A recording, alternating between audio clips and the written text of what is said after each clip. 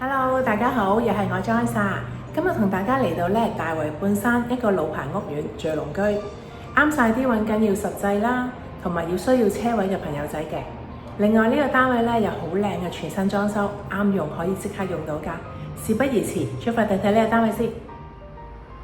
今日同大家一齊參觀呢個單位喺大圍半山聚龍居，一間有全新裝修，非常之舒服嘅3房套廁單位。咁我哋睇到佢客飯廳屬於一個長形嘅開式，同埋見到呢個裝修其實都好細緻同埋貼心啊。除咗顏色好舒服之外都利用咗空間做咗啲多用途櫃同埋鞋櫃喺個廳度啦。咁我哋而家喺呢個位置行出去露台，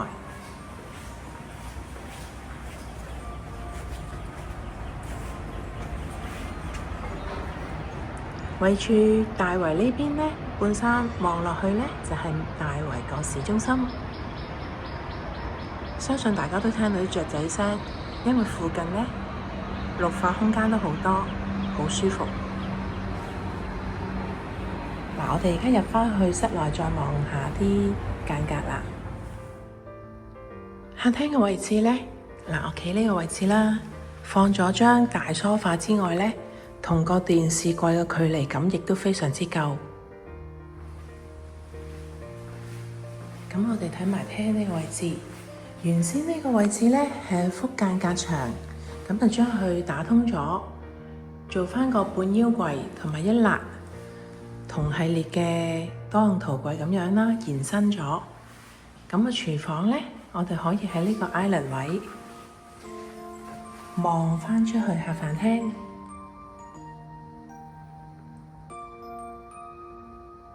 感覺更加開揚。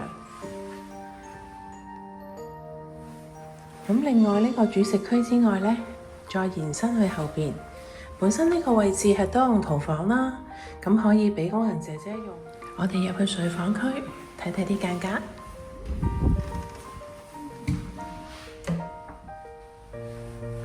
第一間睡房，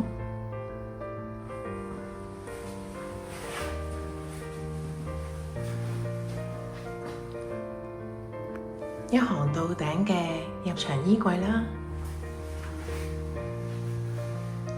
而家呢個位置放咗個單人床，多用途櫃。廳房同向都係望返大圍市中心。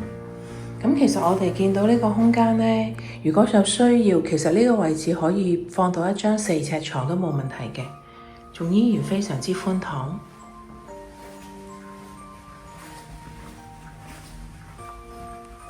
睇咗第一個浴室先，呢個浴室就係做咗企缸。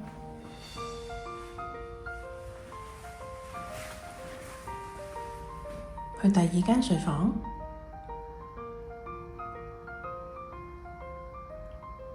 呢個睡房嘅擺設就做咗個高架床，高架床下邊個位置都非常之深，同埋可以放到一組大衣櫃。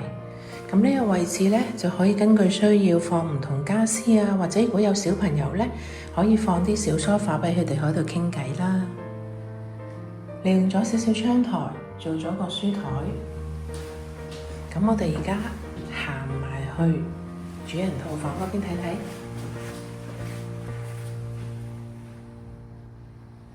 主人套房睇咗個浴室先，呢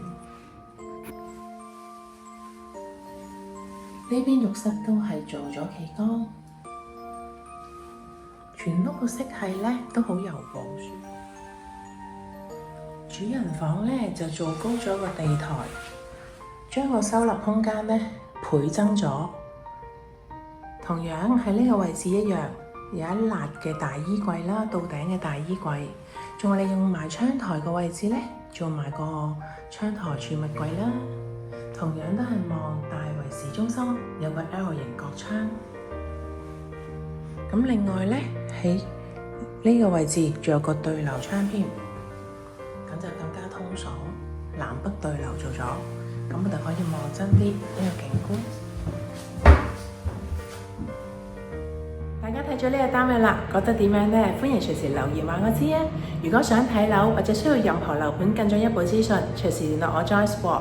期待下次同大家一齊睇樓。如果大家中意呢條片嘅話呢，希望俾個 like 我 ，subscribe 我 channel，share 俾有需要揾樓嘅朋友仔比較參考返啦。我哋下條片再見，拜拜。